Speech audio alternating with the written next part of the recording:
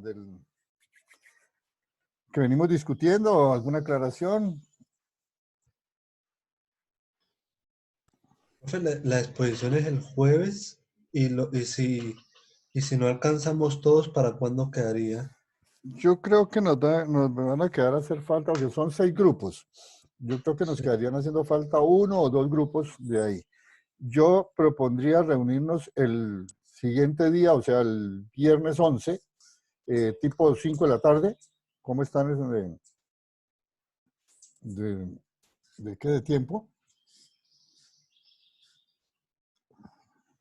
Yo creo que en 1 hora salimos de esa parte.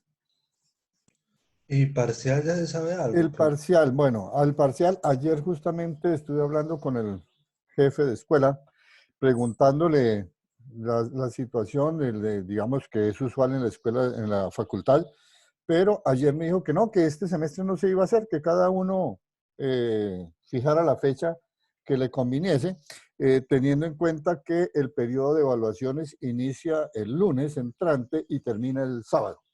O sea, el sábado tenemos que tener notas subidas al sistema sí o sí. Y entonces que cada uno programe y plantee con sus estudiantes de allá, lo cual me parece un poco, digamos, medio complicado porque van a comenzar a cruzarse los cálculos, las físicas, y entonces, porque está ahí. Pero bueno, eh, como cuando uno no manda, le toca tratar de acomodarse lo mejor posible allá. Entonces, viendo esa situación, ayer cuando ya me enteré de todo, eh, la primera cosa que me preocupa, digamos, es, ustedes básicamente son las materias que yo creo que tienen así, mecánica 2, electromagnetismo y cálculo, algún cálculo, y de pronto algunos podrán tener, no sé si algún álgebra o algo así.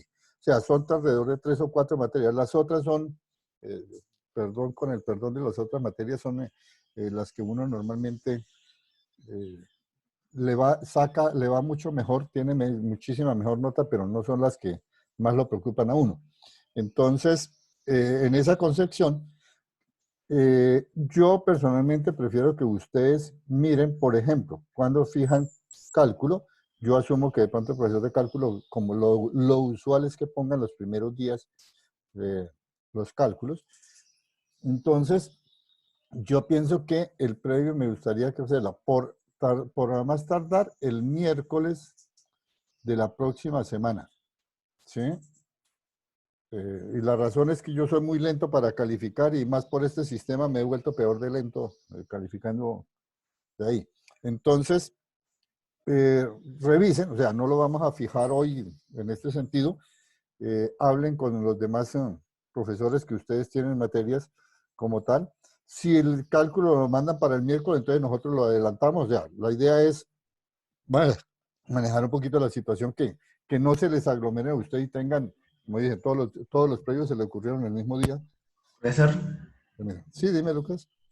en algunos de nosotros ya nos han dicho que nuestro examen es el 17 de septiembre, o sea, el próximo jueves. ¿Cuándo? ¿Cálculo? Sí, sí, señor. El jueves. Entonces, si es así, yo propongo que hagamos el previo el martes. ¿Sí? Y a las 6 de la mañana, que es el horario donde menos interferencia tenemos con internet y demás.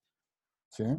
Y entonces salimos el martes de una vez de eso. Entonces, si quiere, pongámoslo tentativo martes 6 de la mañana, próximo martes, 6 de la mañana, ¿sí? De tal manera que entonces, si hay alguna cosa, el jueves podemos replantearlo si es el caso. ¿Les parece?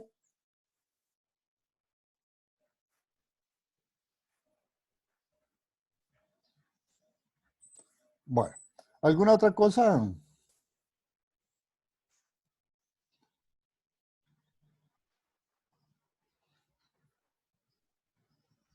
Bueno, entonces, Profe, dime, ¿y para el jueves? Imposible, ¿o? ¿no me dice que tienen el cálculo para el jueves 17? Ah, sí. Entonces Pues sería, no sé. digamos, si el cálculo lo ponen así el jueves, nosotros nos vamos más temprano. Si ellos dicen que el martes, nosotros nos iremos para el miércoles o jueves. Sí, digamos, dejémoslo tentativo así, jugando con eso. Para Y que, el viernes, profe. uy, lo que pasa es que el viernes y tengo que pasar notas el sábado. Pues sí. Ese es y normalmente lo que digo, yo soy muy lento calificando, eso sí, lo Ah, confieso, ese es mi mayor pecado. Una pregunta, no sé quién lo dijo, pero ¿el problema es el día o la hora? No, el día, que no terminen ustedes todo el día con previos además. La hora, yo prefiero siempre temprano porque dése cuenta que nos ha funcionado mucho mejor la internet. Es donde menos problemas de caídas de internet y menos cosas tenemos. Después de las 8 normalmente, lo digo por las reuniones que he tenido, hay mucha más interferencia y más problemas con la misma internet. ¿Sí? Entonces, no la fijemos hoy, dejémoslo así, pero entonces necesito que el jueves, espero ya hayan definido lo de cálculos, los que ustedes tienen de cálculos, y el mismo electromagnetismo, que creo que con el jefe. Entonces, y ya el jueves lo decidimos, sea al comienzo de clase o sea al finalizar. Bueno, en 5 o 10 minutos digo, bueno, tal día, tal hora, y confirmamos y dejamos ahí. ¿Listo? Bueno, entonces, ya entrando en materia, nosotros venimos discutiendo eh, la situación de la ecuación de estado del gas ideal y cómo deducirla, porque al fin y al cabo llegamos a esta expresión, es otra forma de obtener la expresión, pero a partir pues del modelo de gas ideal en el cual dijimos entonces son pequeñas esferitas o pequeñas partículas que colisionan solo elásticamente entre ellas y además entonces se definieron una serie de términos como, por ejemplo, el que tengo aquí de estos, recorrido libre medio. ¿Sí? El recorrido libre medio es la distancia recorrida por una partícula entre dos colisiones sucesivas, ¿cierto? Como ustedes ven, este recorrido libre medio depende de la presión, inversamente de la presión, e indirectamente de la temperatura. Nosotros recuerden que tenemos que el hecho de que sea la temperatura, aparezca acá, dijimos que la temperatura nos da una información de la velocidad. Cuanto más alta sea la temperatura, significa que las partículas se están moviendo en promedio con mayor velocidad, lo cual es lógico que entre mayor velocidad tenga la partícula, pues el recorrido libre medio sea eh, mayor, mayor sí, y tenemos inversamente proporcional a la presión. ¿Esto por qué? Porque esta expresión nos permite hacer un cálculo rápido. Por ejemplo, suponga que usted tiene un recipiente, usted está haciendo un experimento, tiene un recipiente donde tiene un gas, ¿sí? E inicialmente suponga que lo tiene a una presión atmosférica. Si yo introduzco los parámetros, ¿sí? A temperatura ambiente, por ejemplo, lo tengo ahí, y hago los cálculos, este recorrido libre medio pues es relativamente pequeño, ¿sí? Pero si ahora yo comienzo a bajar la presión, pongo una bomba de vacío, extraigo el aire y pongo una presión de 10 a la menos 3 toros, 10 o 10 a la menos 6 bares, ¿sí? O pascales, ¿sí? O sea, una presión muy, muy baja. Este recorrido libre medio es muy alto. ¿Qué significa? Que si yo tengo un recipiente a muy baja temperatura, lo que estoy haciendo esencialmente al tener una baja presión, lo que estoy haciendo esencialmente es sacar partículas. Por lo tanto, la densidad de partículas es muy, muy baja, pero aún hay partículas. Entonces, esas partículas que quedaron, ese remanente de partículas que están dentro del recipiente, prácticamente se mueven como si fueran partículas libres. O sea, ¿qué quiero decir partículas libres? Partículas que ya no colisionan entre ellas y las colisiones únicamente se dan con las paredes del recipiente, ¿sí? Entonces se mueven desde ese punto de vista. Es más, cuando uno tiene una bomba buena, digamos, cuya presión puede ser de lo que se llama un vacío medio o un vacío alto, es decir, presiones muy, muy bajas, casi parecidas a las que hay en el medio interestelar, el, el recorrido libre medio puede volverse esto del orden de 500 metros, es decir, una partícula prácticamente bajo esas condiciones de presión se mueve como si fuera una partícula única, libre, donde solamente colisiona con paredes, ¿sí? Entonces, un parámetro que para muchos experimentos donde se trabaja con bajas presiones, ¿sí? Pues es lo lógico. Si usted está preparando un experimento de tipo, eh, el de qué, colisionador de hadrones, pues usted lo que necesita es tener una presión muy baja para que la partícula, porque recuerde que en un colisionador de hadrones, ¿usted qué hace? Prepara una molécula target, o sea, una molécula sobre en la que va a ser la colisión, por ejemplo, puede ser un electrón, puede ser, y eso, y otra partícula cargada a la cual comienza a acelerar, es decir, a generar una alta velocidad, pero si usted quiere que esa partícula se mueva como si estuviera libre dentro del colisionador, que es una dona, ¿cierto? Pues lo que hace es bajarle la presión, es decir, hacer vacío para que esta presión caiga y entonces de esa manera usted puede decir, oiga, la partícula que ahora yo estoy acelerando y con la que voy a colisionar contra la otra partícula que tengo blanca y se mueve libre, pues la única manera es tener una presión muy bajita, ¿sí? Entonces, esos son, digamos, condiciones que se utilizan para cuando uno está haciendo experimentos de colisionadores y demás. La presión tiene que ser muy baja y estos son parámetros que ellos calculan para decir, bueno, tengo que garantizar que la partícula que yo estoy preparando, que estoy acelerando permanentemente para darle una enorme energía y después poderla estrellar contra la otra partícula que yo tengo allá preparada, entonces debe ser la única, porque si en el camino se está colisionando con otras, se está perdiendo energía. Entonces, dése cuenta lo importante, digamos, esta ecuación son ecuaciones que permiten visualizar cuál sería el recorrido libre medio en unas condiciones experimentales que se quieran. ¿Sí? Bueno, entonces, esto, digamos, esto es lo que veníamos discutiendo, nos relaciona con la ecuación de estado del gas ideal y el modelo teórico versus el modelo experimental. Con un modelo tan sencillo, hemos podido, digamos, plantear algunas consecuencias bien interesantes. Pero tratemos de mirar qué pasa con las capacidades calóricas, ¿sí? Recordemos el concepto de la capacidad calórica, ¿sí? El objetivo nuestro, el concepto de capacidad calórica es la cantidad de energía que un sistema termodinámico puede acumular como energía interna sin variar la temperatura bajo unas condiciones de volumen o de presión constante, ¿sí? Bajo una de las dos condiciones que se definen en términos generales, ¿sí? Pero la capacidad calórica tiene que ver con esa capacidad, con la opción que tenga el sistema termodinámico de guardar energía interna, ¿sí? Y de hecho nosotros dijimos que una capacidad calórica, por ejemplo, a volumen constante, ¿sí? Que si es muy grande, lo que quiere decir es que el sistema es capaz de recibir o ceder, una de las dos, energía y no variar significativamente su temperatura, manteniendo la condición de volumen o presión constante. Entonces, vamos a ver a dónde podemos llevar con este modelo tan sencillo de un gas ideal, partículas que se mueven libremente y que colisionan elásticamente entre ellas, a dónde podemos llevar la capacidad calórica. Nosotros ya la tenemos allá. De hecho, acuérdense que nosotros planteábamos la capacidad calórica, por ejemplo, a volumen constante para un gas o era 5 medios o 3 medios, dependiendo si el gas era monoatómico o diatómico. O sea, lo tenemos, pero lo planteamos allá como un hecho experimental y listo. Vamos a tratar de sacar esas conclusiones a partir de este modelo de gas ideal. Entonces, con eso, vamos a plantear, ¿sí?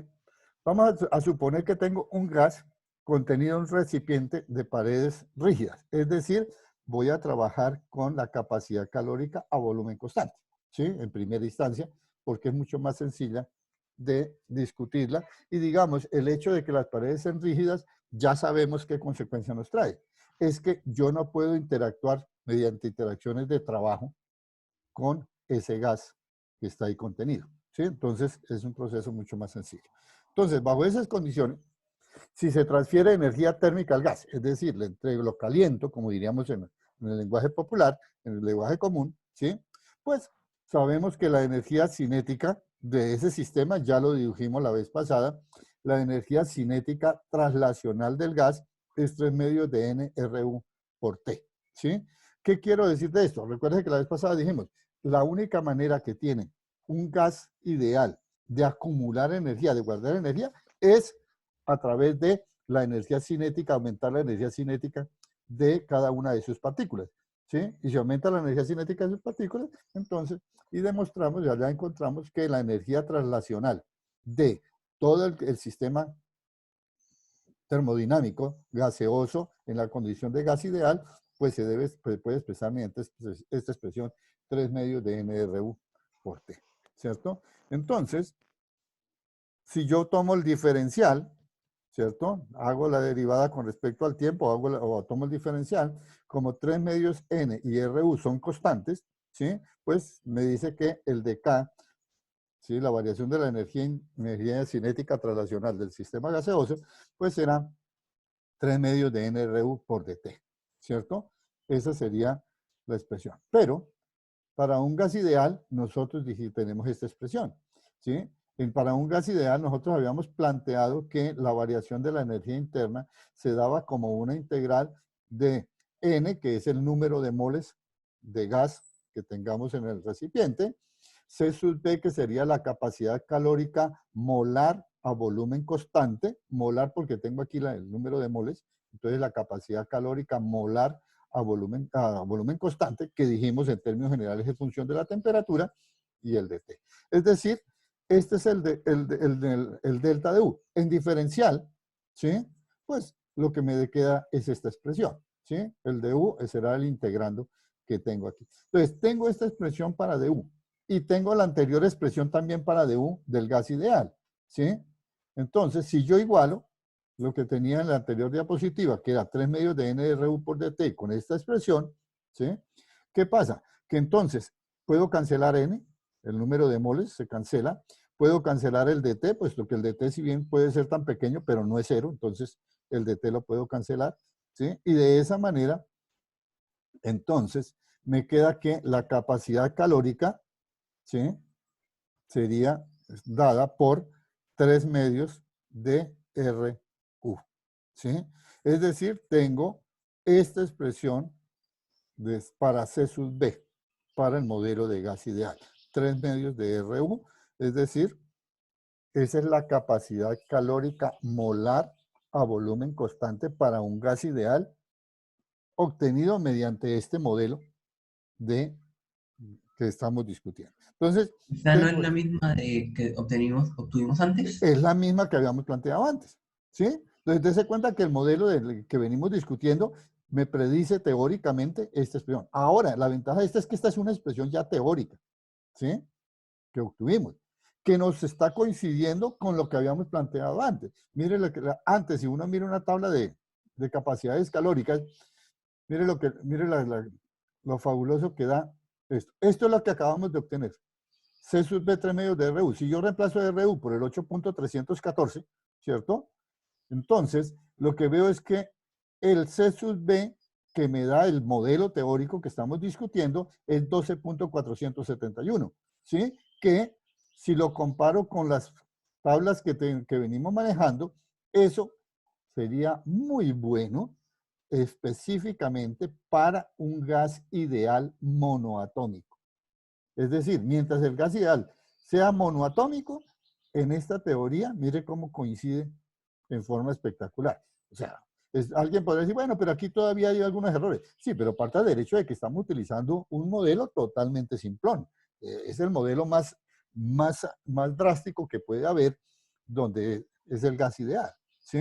Entonces, para un gas monoatómico, listo, nos funciona bastante bien. Claro, si el gas es diatómico, ya la cosa, digo, no, espérese, 12 contra 20, no, ese ya no, y mucho más si es un gas poliatómico, no, tampoco, ¿sí?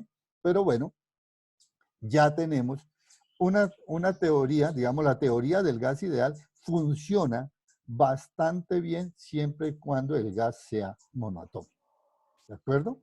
Si ahora miramos y hago uso del hecho de la ecuación de Mayer, ¿cierto? Sabemos que si yo conozco C sub B, pues yo puedo conocer el C sub P, pues el C sub P me queda los 5 medios de RU que hemos venido utilizando, ¿sí? Entonces, digamos, ¿qué conclusión llegamos? Para una teoría tan simple como la del gas ideal, partículas que colisionan elásticamente solamente entre ellas, ese modelo, digamos, funciona bien para un gas monoatómico, ¿sí? Mire cómo predice de bien las capacidades calóricas el modelo teórico contra lo que hemos manejado experimentalmente. Entonces, digamos que aquí funciona. Ahora, la pregunta lógica es, ¿qué pasa con los gases diatómicos? ¿Qué tengo que hacer para corregir el modelo, ¿sí? Con los gases diatómicos, ¿sí? Bueno, entonces vámonos despacio. Un gas monoatómico, acuérdese que nuestro modelo de gas monoatómico son esferitas, ¿cierto? Si lo quiere uno mirar así, esferitas de un radio muy pequeñito que son totalmente indeformables y demás. El problema es, ese modelo, pues es obvio que no funciona para un gas diatómico, puesto que un gas diatómico ya por lo menos son dos partículas, dos núcleos, ¿sí? De hidrógeno, de nitrógeno, del elemento que sea, que están ahora unidos mediante un enlace químico, que llamamos, ¿cierto? Y que se comportan como una única unidad. Por lo tanto, es obvio que no es lo mismo tener un gas diatómico que un gas monoatómico. Entonces, miremos qué correcciones podemos hacer. Entonces, comencemos a mirar. ¿Qué es una molécula diatómica? Como representante de los gases diatómicos. ¿Sí? Aquí tengo una forma de uno modelar, ¿sí? La molécula diatómica en ese sentido. Es una forma de tratar de hacer un modelo mecanicista de algo que es un gas diatómico, ¿sí? Entonces, un gas diatómico, pues nosotros decimos, bueno, pues está bien, un gas diatómico son dos partículas, que la una tiene M1 y masa M2, en principio podrían ser iguales, pero podrían ser diferentes, o sea, la una más grande que la otra, no nos importa, ¿sí? Y pensar que esas dos partículas están conectadas mediante un resorte que tiene una constante de restitución K, ¿sí? Es decir, es como si el enlace químico que une los dos núcleos, que es el enlace químico, lo representamos por la constante por este resorte, ¿sí? Y un enlace químico que sea muy fuerte, pues simplemente lo que decimos, no, pues la constante de restitución K del resorte es fuerte. ¿De acuerdo? Entonces, como insisto, eso es un modelo para tratar de decir, bueno, ¿qué hace una molécula diatómica? No es que la molécula haga eso, la molécula hace lo que tiene que hacer, pero nosotros lo modelamos, ¿sí? Con el fin de volverlo más asequible en esta forma. Y entonces, bajo esas condiciones, hay que mirar ahora qué tipos de energía o qué hace un sistema de estos para acumular energía, ¿sí? Entonces, suponga que yo tengo, es como si dijera un montón, N partículas de esos tipos de partículas y resortes ahí pegados. O sea, nuestro gas ahora es un conjunto de N partículas de este tipo que tengo acá propuesto, que colisionan entre ellas como tal, ¿sí? Entonces están ahí. Entonces, la pregunta es, como que estamos revisando lo de la capacidad calórica, es, ¿qué haría un gas de partículas de este tipo cuando yo le entrego energía? Entonces, miremos, vámonos un poquito, vámonos despacio para ir entendiendo la cosa. Es decir, ¿qué pasa si yo le suministro calor? Le suministro energía a ese sistema termodinámico compuesto. Si yo tengo un gas ideal monoatómico, ¿sí? Como el anterior, ya lo dijimos, la energía únicamente el sistema gaseoso lo puede guardar aumentando la velocidad de cada una de las partículas, que estoy armando aquí, velocidad del centro de masa de cada una de las partículas, ¿cierto? Y mediante ese modelo tenemos la capacidad calórica a volumen constante, ¿sí? Dada ya. O sea, esto es lo que ya hemos dicho que nos funciona muy bien para un gas ideal monoatómico. Miremos a ver qué pasa con un gas diatómico y en general los poliatómicos, porque los poliatómicos sería simplemente poner más partículas conectadas por resortes, ¿sí? Pero bueno, quedémonos particularmente con los diatómicos, que son los que en primera instancia nos importa que está ahí. Entonces, un gas diatómico, ¿qué hace con la energía que se le entrega? Primera situación, ¿sí? Puede aumentar la velocidad traslacional, ¿cierto? De las partículas, ¿sí? Es decir, si estas partículas, si yo las tomo como si fuera una única partícula representada por el centro de masa, entonces, pues ellas comenzarán a moverse a mayor o menor velocidad. Si le doy energía, a mayor velocidad. Están ganando velocidad y entonces representada por la velocidad del centro de masa de cada una de las partículas. ¿De acuerdo? Primera forma de guardar energía, ese sistema que estamos discutiendo, ¿sí? Entonces, simplemente, pues cada partícula o cada par de partículas de esas que tengo ahí en el dibujo comienza a moverse con mayor o menor velocidad de ahí. Pero son tres ejes. ¿Por qué tres ejes? Porque nosotros, si trabajamos en el espacio cartesiano, nosotros hablaríamos de la componente de la velocidad en el eje X, en el eje Y y en el eje Z. ¿Sí? Y cada una de esas componentes puede estar aumentando y, a su vez, pues guardando energía en forma traslacional. Primera posibilidad que tengo de ahí. Segunda posibilidad es que esta partícula ahora tiene movimiento rotacional. ¿Sí? Si yo pongo tres ejes, que voy aquí con el puntero, sería este eje que sería perpendicular a el eje internuclear, a la distancia internuclear, el otro que estaría aquí perpendicular al plano de la pantalla, ¿cierto? Y el otro sería el eje que viene aquí y que pasa por las dos partículas, ¿sí? Entonces, primero, el momento, acuérdense que cuando hablo de energía, hablo de momento de inercia, ¿cierto? Para un cuerpo rígido. Entonces, el momento de inercia sobre como las partículas son muy, muy pequeñas, o sea, estoy hablando del radio del átomo, son dimensiones muy chiquitas, puedo despreciar el momento de inercia si la partícula rotara alrededor de este eje.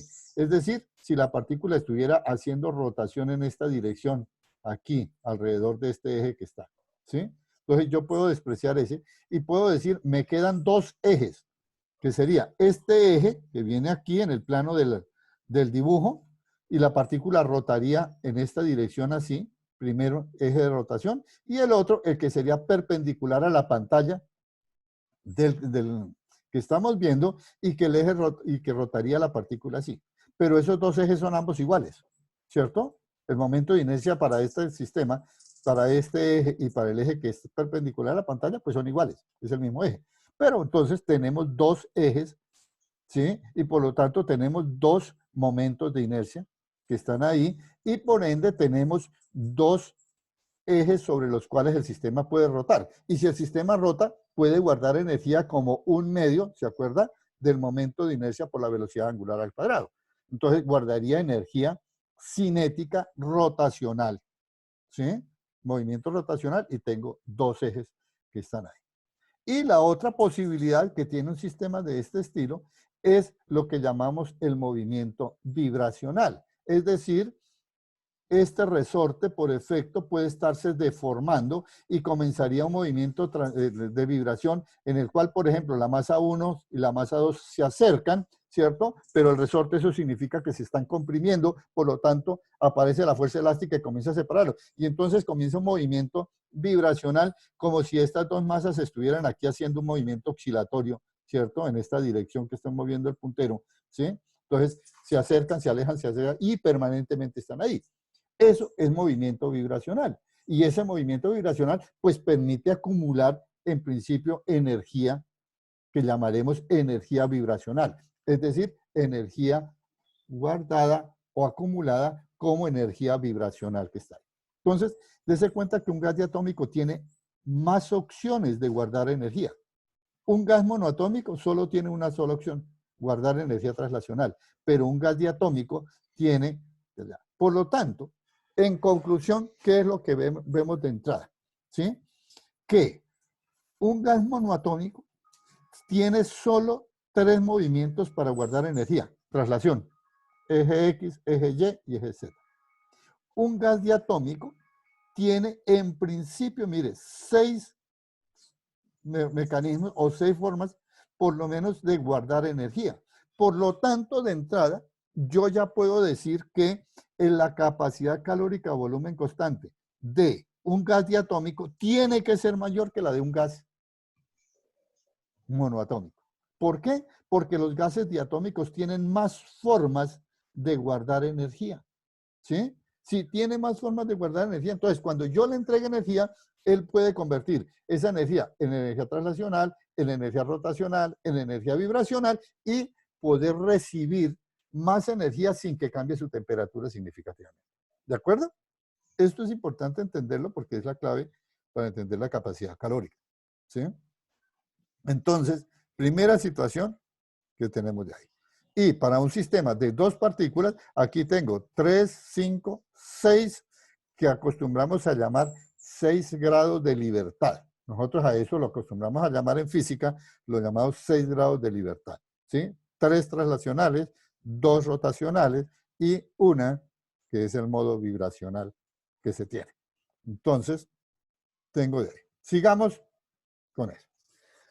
Nosotros atrás, cuando discutimos el gas monoatómico, ¿sí? Que dijimos tiene 3 grados de libertad, que son el eje X, el eje Y y el eje Z, ¿sí?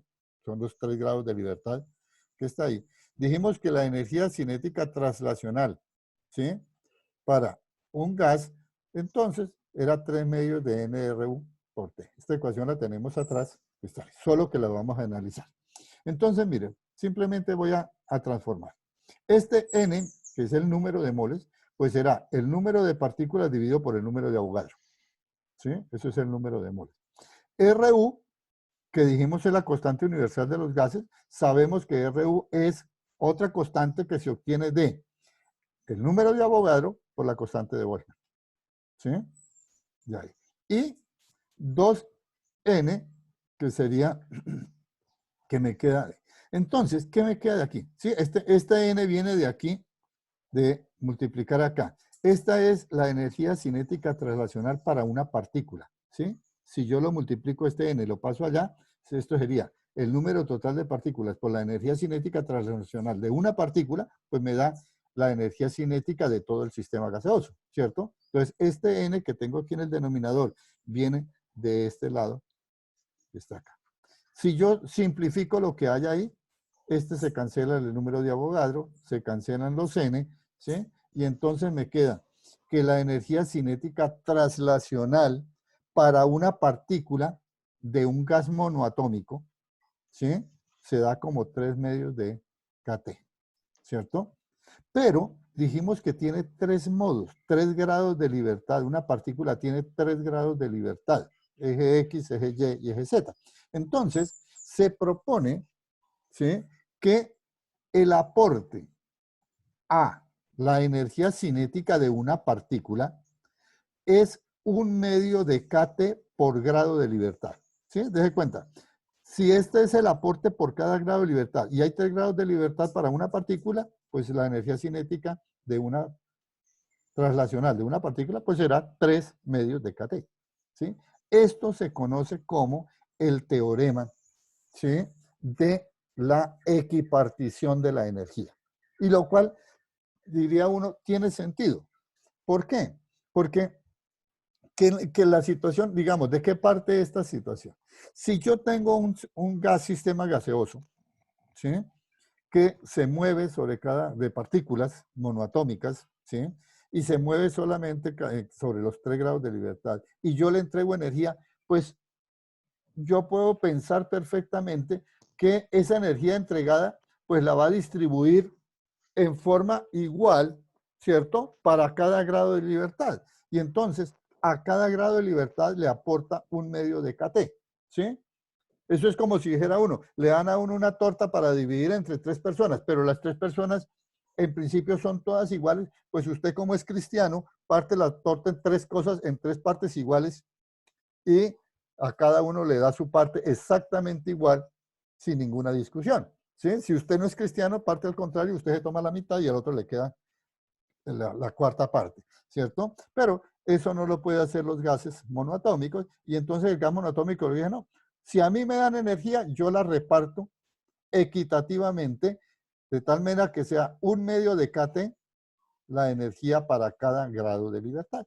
¿Sí? Ese es el teorema de equipartición de la energía. Entonces, y vamos a utilizarlo. ¿Sí? Cada grado de libertad que tenga un sistema aportará 1 medio de kT. Entonces, miremos qué es eso. Un gas diatómico. Volvamos a nuestro gas diatómico, que es el que está. Un gas diatómico puede tener 3 grados de libertad translacionales, ¿cierto? Movimiento sobre el eje X, sobre el eje Y, sobre el eje Z. 2 grados de libertad rotacionales, ¿sí?, que son el 1 medio, acumularían energía del tipo 1 medio de I por omega al cuadrado. Por lo tanto, me dan hasta el momento 5 grados de libertad. ¿Sí? ¿Qué estamos diciendo aquí? Que no voy a tener en cuenta los grados de libertad vibracional, ¿cierto? Solo me quedo con los grados de libertad translacional y rotacional, ¿sí? Si son 5 grados de libertad, el aporte a la energía interna para cada molécula de gas diatómico, pues será 5 medios de KT, ¿cierto? Puesto que cada grado de libertad aporta un medio, por el teorema de equipartición, entonces aporta 5 medios de KT. Cada molécula, ¿cierto? Si yo tengo un gas, un mol, ahora ya de gas diatómico, pues multiplico aquí la energía interna por mol, pues será 5 medios de NRU, ¿cierto? ¿Por qué RU? Porque es multiplicar por el número de partículas, que es el número de Avogadro que hay en un mol. Entonces, me quedan 5 medios de RU por T.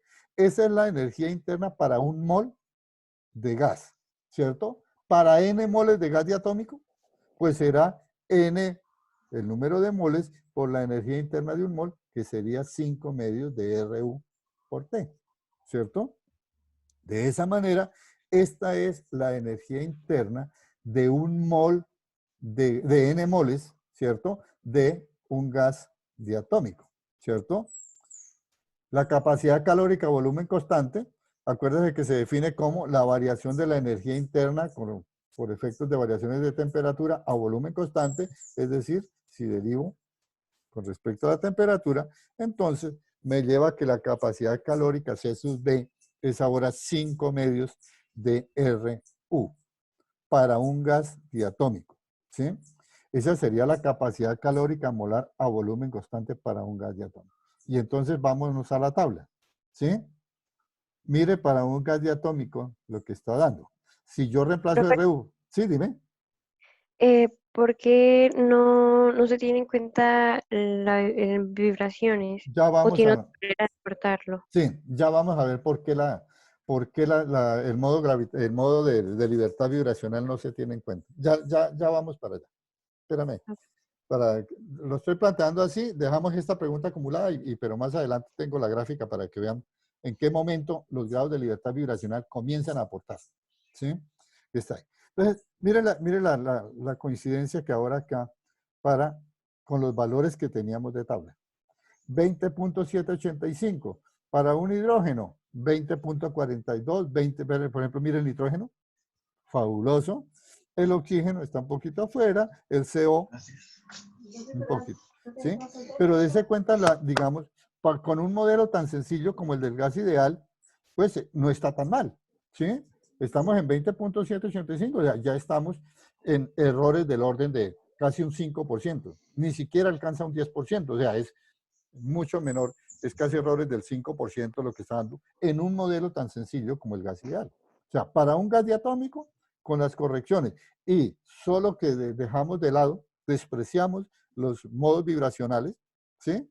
Digamos, nos funciona bastante bien, ¿cierto? Ahora, si yo tengo el C sub B, sabemos que puedo calcular el C sub P por la ecuación de Mayer, ¿cierto? Así pues que está. Bueno, entonces la pregunta que me hacen es correcta. ¿Por qué no tomé aquí los modos de libertad vibracional? Entonces, esta gráfica nos permite visualizar lo que está pasando, ¿sí? Miremos qué es la gráfica que tengo aquí. Esta gráfica es una gráfica que me está graficando en el eje X la temperatura del gas, ¿sí? En Kelvin. Y en el eje Y el C sub B, que está aquí, ¿sí? Entonces, ¿qué está haciendo? Entonces, ¿qué es lo que se plantea? Primero, que si las temperaturas son muy bajas, menores a 50 Kelvin, acuérdense que estamos hablando en Kelvin. 50 Kelvin, ¿cuántos grados Celsius sería? ¿Sí? 50 Kelvin, estamos hablando ya menos 273, ¿cierto? Estamos hablando de menos 220 y tantos grados Celsius. O sea, es una temperatura bastante baja. Bajo esas condiciones, cuando la temperatura es baja, pues los gases diatómicos son esencialmente, lo único que aportan son la energía translacional. Es decir, el gas queda Entonces, exclusivamente los únicos grados de libertad que aportan son los grados de libertad traslacional. ¿Sí? Si ahora la temperatura comienza a subir, a medida que la temperatura sube, los grados que comienzan a guardar energía y que por lo tanto aportarían para el cálculo de la capacidad calórica volumen constante son los grados de libertad rotacional, ¿cierto? Para alrededor, superior ya a los 50 Kelvin, se activan, diríamos, los grados de libertad rotacional para guardar energía, ¿cierto? Y cuando la temperatura es del orden de unos 600 Kelvin, 500 Kelvin, tenemos aquí la posibilidad. ¿Quién tiene el micrófono abierto, por favor? De ahí. Entonces, ahora... Usted puede cerrarlo, profe. Ver, déjame ver.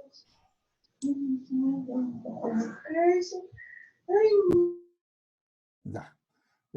Entonces, tenemos que para 500 Kelvin de temperatura, entonces tenemos ya el aporte total de los modos de libertad rotacional, ¿cierto?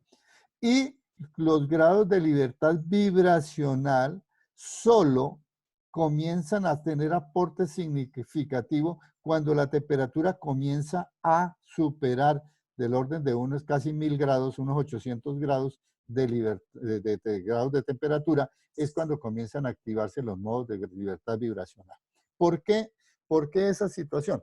Porque simplemente los grados de libertad vibracional necesitan, esto ya tendríamos que meternos en la mecánica cuántica. Los modos de libertad vibracional son modos de libertad que están cuantizados, ¿sí? O sea, el modo de vibración de ese resortico no es vibrando a como se le dé la gana, sino que ya tienen unas restricciones de cuantización. Y esas restricciones de cuantización es lo que hace que para que se active un modo vibracional se requiera cierta cantidad de energía como tal. Si la cantidad de energía no es suficiente, el modo vibracional no lo toma. Para que hagan cuenta más o menos cómo se modela uno en un momento dado la cuantización de la energía. Es como si uno dijera, bueno, imagínese que usted está dentro de un edificio, ¿cierto? Quite los ascensores, quite eso para no tener desechos, ¿sí? En un edificio normal, ¿qué tiene? Tiene pues gradas, ¿cierto? Y si usted quiere subir en ese edificio, pues usted simplemente se va para las gradas y ¿qué hace?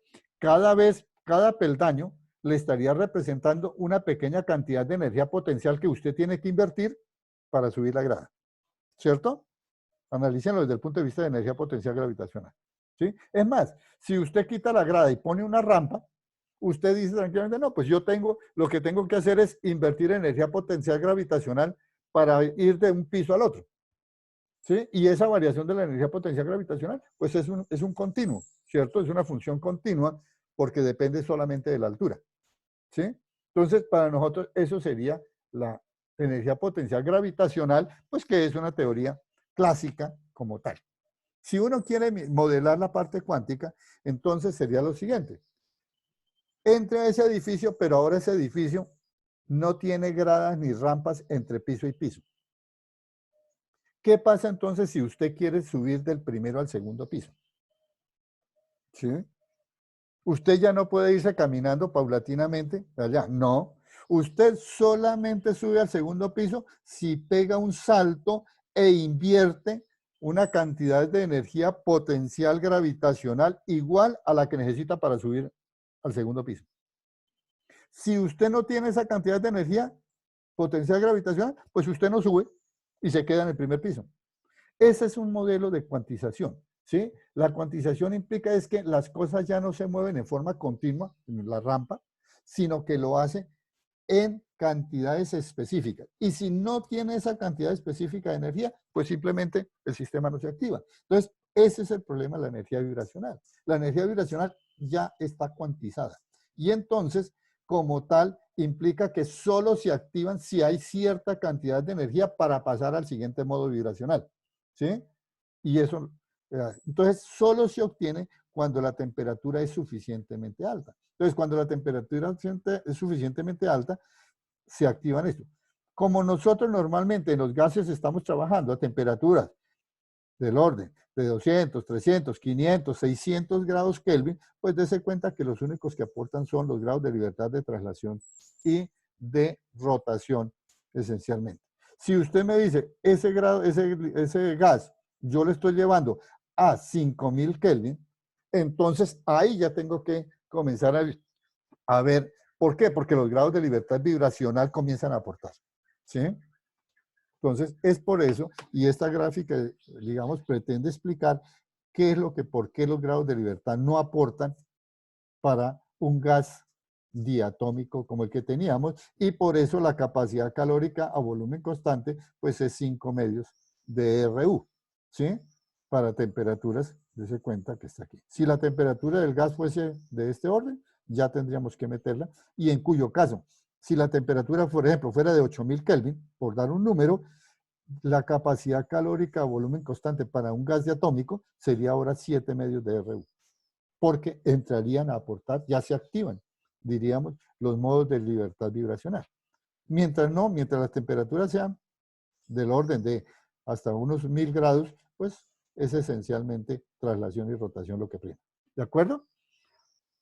¿Alguna pregunta?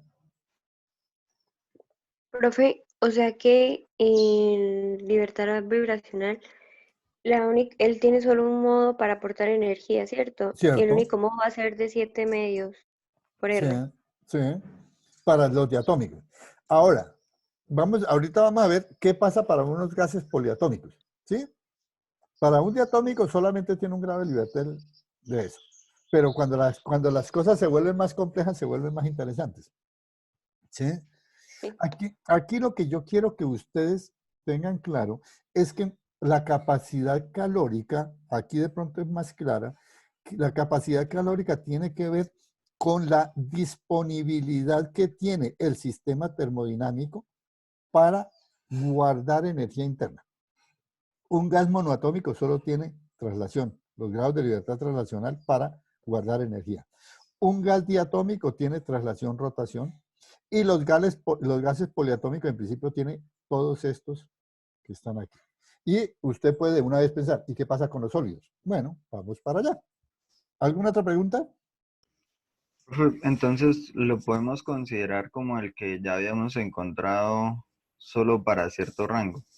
Sí, exacto. Estaríamos diciendo, si uno tiene para un gas diatómico, funciona bien si la temperatura, mire, va más o menos casi hasta los 1000 Kelvin. ¿Sí? Si usted tiene un gas diatómico hasta temperaturas del orden de 1000 Kelvin, 1000 Kelvin estamos hablando de casi, ¿qué son? 760 grados, ¿cierto? Celsius. Eso es una temperatura alta, ya, ¿sí? Es casi la temperatura de una llama. Entonces, piense que esa ya es una temperatura alta en un momento dado, ¿sí? Si ya la temperatura es superior, por ejemplo, 5000 Kelvin, estamos hablando de 5000 Kelvin. La temperatura de la corona solar son del orden de 5600 Kelvin, ¿sí? Dese cuenta las temperaturas para que te hagan una idea de qué valores estamos hablando en un momento dado, ¿sí? Bueno, entonces, esta sería la situación para los diatómicos. Y diríamos, listo, funciona bastante bien. ¿Qué pasa para los sólidos? Demos un pequeño salto. Ahora, entonces, un sólido, ¿cómo lo modelamos? ¿Sí? ¿Cómo construimos un modelo de sólido? Y específicamente un sólido que nosotros llamamos cristalinos, es decir, los cristales. Los cristales tienen una característica. Lo que nosotros llamamos cristal, física y químicamente, es un sistema, un sólido, que se puede construir a partir de la repetición de estructuras únicas más pequeñas. Por ejemplo, aquí tengo un cubo, ¿cierto? Donde estoy representando cada extremo del cubo, pongo los átomos, ¿sí? Y las aristas del cubo los represento por resortes que me están representando los enlaces químicos entre los átomos que constituyen. Entonces, esto sería un cubo, ¿cierto?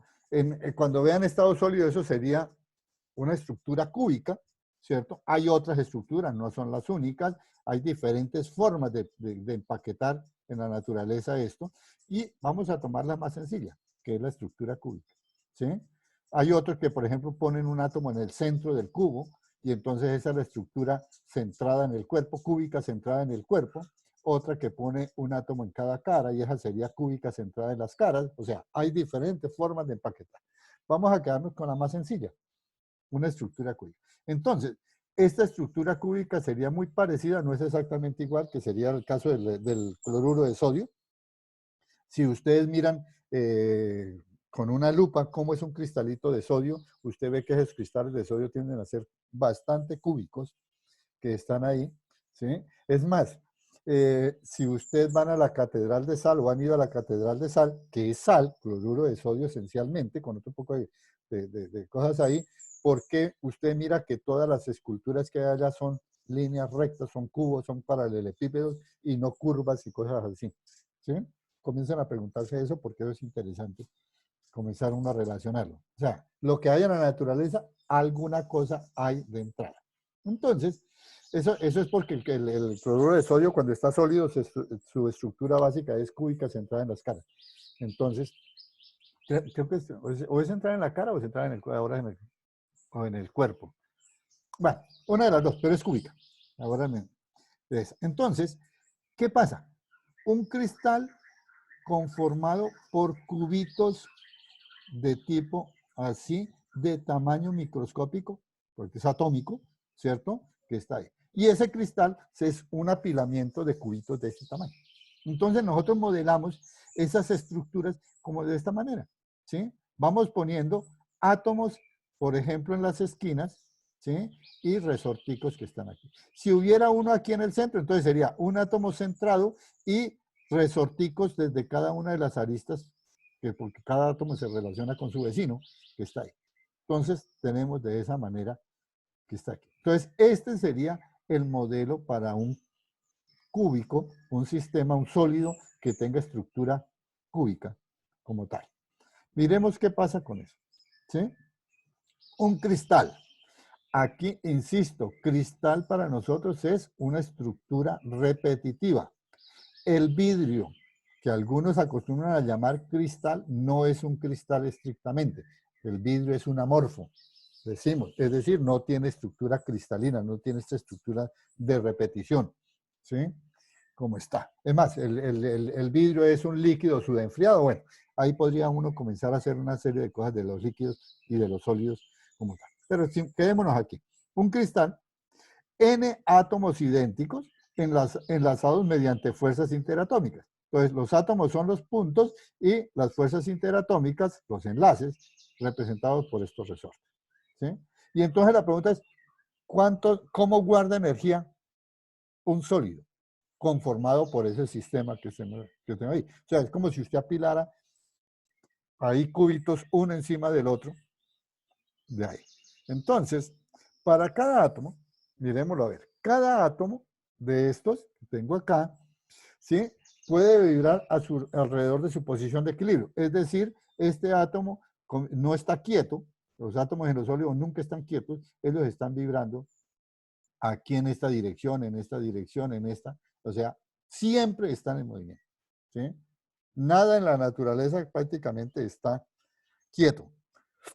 Todos los elementos, por más que lo que usted tenga en la mano, o mejor, sus átomos que lo están constituyendo nunca están quietos. Internamente ellos están vibrando allá, que está ahí. Entonces, estos átomos siempre están en movimiento vibracional que tienen ahí. Cada átomo tiene 3 componentes de energía cinética. ¿Sí o no? Si está vibrando, pues tendrá energía cinética en la dirección X, en la dirección Y y en la dirección Z. Entonces tiene 3 grados de libertad traslacional. Por lo tanto, el aporte a la energía cinética por átomo, ¿cierto? Es 3 medios de kT. Bueno, seguimos. Cada átomo tiene 6 vecinos. A ver, ¿sí los tiene? Miren, por ejemplo, fijemos en este átomo. ¿Cuántos vecinos tiene? Está aquí. Yo tengo dibujados aquí 1, 2, 3. Estos son los que llamamos 3 vecinos próximos, porque obviamente este también es vecino, pero está sobre la diagonal, no tiene enlace con él. Entonces, miremos solo los que tengan enlace. Este átomo aquí dibujado ya tiene 3, pero está el que vendría de este lado, 4, el que vendría de este lado, 5, y el que viene de este lado, 6. Un átomo tiene lo que se llaman 6 vecinos próximos. ¿De acuerdo? ¿Sí? Pero como cuando este se deforma este resorte, simultáneamente se reforma este, ¿cierto? Es decir, por cada movimiento de átomo, ese movimiento lo tiene que compartir con su vecino. La energía vibracional, que es la de este resorte, la comparte con este y este. La energía vibracional, cuando se deforma este resorte, le corresponde una parte de la energía vibracional a este átomo y la otra, pues a su vecino con el cual está ligado, ¿cierto? Entonces, son 6 átomos, 6 vecinos, pero cada resortico, como tiene que compartirlo con su vecino, entonces, y él es cristiano, el tipo es decente, entonces reparte la mitad de su energía, toma la mitad de la energía y la otra mitad la deja a su vecino. O sea que de los 3 átomos vecinos, de los 6 vecinos, solo 3, toma 3 de ellos, ¿sí? Porque cada átomo, cada grado de libertad lo comparte con el que está ligado. Entonces, de esos 6, solo 3 medios de KT toma de ahí. Esa sería energía potencial, ¿cierto? Vibracional, porque es de formación del resorte en nuestro modelo mecanicista. Entonces, esa es energía potencial. Aporta otros 3 medios de KT, ¿sí? Entonces, la energía interna por átomo, pues será ahora la suma, ¿cierto? 3 medios que aporta la parte translacional, 3 medios que aporten la energía vibracional de acá a aquí. Ahora, ustedes dirán, ¿y por qué la rotacional no? Porque la energía rotacional ahí, un sólido ya no puede rotar los átomos, no puede rotar, internamente no se están moviendo, solamente lo único que puede hacer es moverse alrededor de sus posiciones de equilibrio. Entonces, el aporte por átomo son 3 KT, ¿cierto? Como hay N átomos, el aporte total pues es 3 NKT. Si yo multiplico y divido por el número de Avogadro, lo pongo en función del número de moles y de la constante universal. Si yo hago la capacidad calórica constante, que es de UDT a volumen constante, me queda 3RU, la capacidad calórica molar a volumen constante. ¿Sí? Entonces, para un gas, un sólido monoatómico ideal. Esto se puede ver en esta gráfica. Esta es la gráfica en la cual aquí tenemos ahora para un sólido, ya no estoy hablando de un gas, de un sólido, donde aquí tengo la temperatura del eje X y aquí tengo representada la capacidad calórica molar. ¿Sí? Los sólidos, esta línea se conocía de la parte experimental y es lo que se conoce como la ley de Dulong y Petit. ¿Sí? Dulong y Petit en sus experimentos, ellos dijeron, no, los sólidos puros, ¿sí?, tienen una capacidad calórica molar que tiende al valor de 3R. ¿Sí? Eso fue lo que dijeron. ¿Por qué? Porque Dulong y Petit trabajaron a temperaturas relativamente altas, o sea, no necesita ser tan altas para que esté ahí. Y entonces, ¿qué pasa acá? Que cuando la temperatura desciende, la capacidad calórica cada vez se va haciendo menor, ¿sí? ¿Por qué se va haciendo menor? Porque dése cuenta que los modos de disponibilidad de energía de ese sólido, ¿sí?, se van complicando. Cuando se baja la temperatura, obviamente, ¿qué pasa con estos gases, con estos átomos? Estos átomos vibran cada vez a menor velocidad, deforman cada vez menos el resorte y por eso su capacidad calórica disminuye significativamente. Entonces, para un sólido, ¿sí?, en este modelo, así simplón, como decir, muy simple que estamos viendo, dice, bueno, pues se puede obtener la predicción de Dulong y Petit de que los sólidos puros, por ejemplo, el plomo, el aluminio, el silicio, se cuenta que se acerca, el diamante ya no, pues que el diamante tiene una estructura más complicada como tal, entonces se acercan a lo predicho por Dulong y Petit experimentalmente. Pero a medida que baja la temperatura, la capacidad calórica Pues, ¿por qué? Porque la capacidad calórica, acuerde que dijimos, C sub B es función de la temperatura. Para los gases monoatómicos y diatómicos uno lo toma como si fuera constante, ¿cierto? Pero eso es una aproximación burda de lo que tenemos ahí. Entonces tenemos ahí la predicción. Dese cuenta que pasamos desde gases hasta sólidos para llegar a la predicción de Dulong y Petit, ¿sí? Obviamente, este modelo da para temperaturas altas, a donde hay una tendencia. Si alguien quiere decir, no, pero yo quiero seguir con esto, bueno, pues justamente hay correcciones a ese modelo. De hecho, hay una corrección que hizo el mismo Einstein, ¿sí? A las capacidades calóricas a volumen constante, ¿sí? Entonces, hay una corrección que hace Einstein, y entonces Einstein dice, no, esto lo podemos corregir ahora de esta otra manera, ¿cierto? Pero obviamente sirve para algunas cosas, porque no es un modelo absoluto, de ahí. Y luego, por ejemplo, aparece otro que es Debye. Debye toma la corrección que a veces dice, no, también le puedo agregar este otro poquito más y se va acercando a los modelos, digamos, la idea es construir un modelo que sea capaz de reproducir el comportamiento de la capacidad calórica, ¿cierto? Para los diferentes sistemas de interés.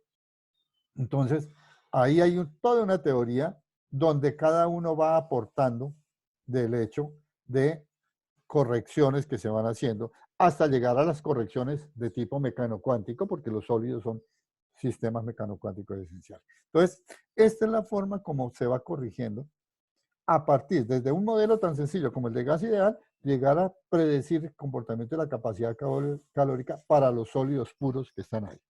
¿Alguna pregunta?